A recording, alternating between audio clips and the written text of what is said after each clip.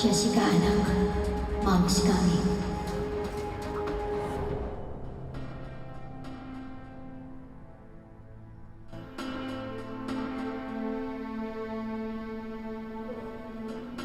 Manuel? Manuel, magpahinga ka na muna. Kumuha nga pala ako ng kwarto na paglilipatan ni Jessica pagising niya. Baka gusto mo na doon. Ay, hindi na. Dito na lang ako. Eh, hindi ka pa natutulog eh.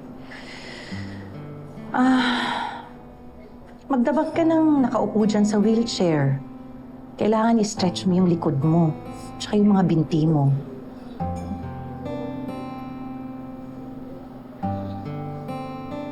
Alam mo, nung nasa ICU si Andrea noon, hindi rin ako umuwi ng bahay. Hindi rin ako nakakatulog.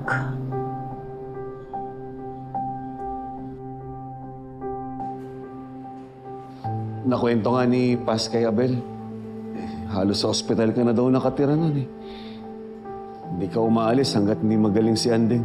Samantala ako nung wala sa tabi niya. Sama ko si Hazel. Hindi na kayo nahiya? Dito pa kayo naglandian?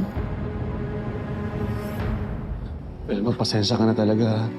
Hindi ko kayo nadamayin nung panahon na yun. Kalimutan mo na yun. Tagal na yun eh. At kung wala ka man noon, yung perang pinadala mo sa akin, ang nagligtas ng buhay ng anak natin.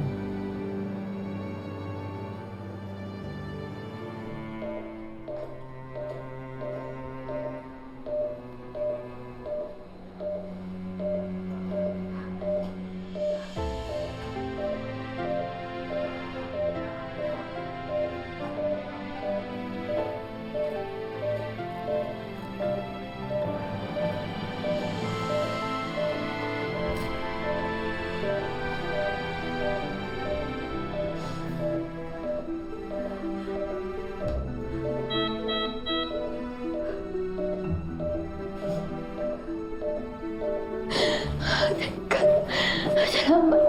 Stable. Anak.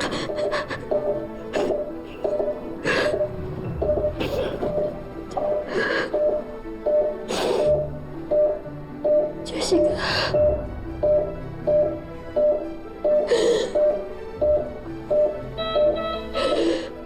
Anak, patawarin mo. Tuwarin mo, anak. Hindi ko siya nasadya. I'm sorry. Sorry. Sorry. Sorry. Sorry.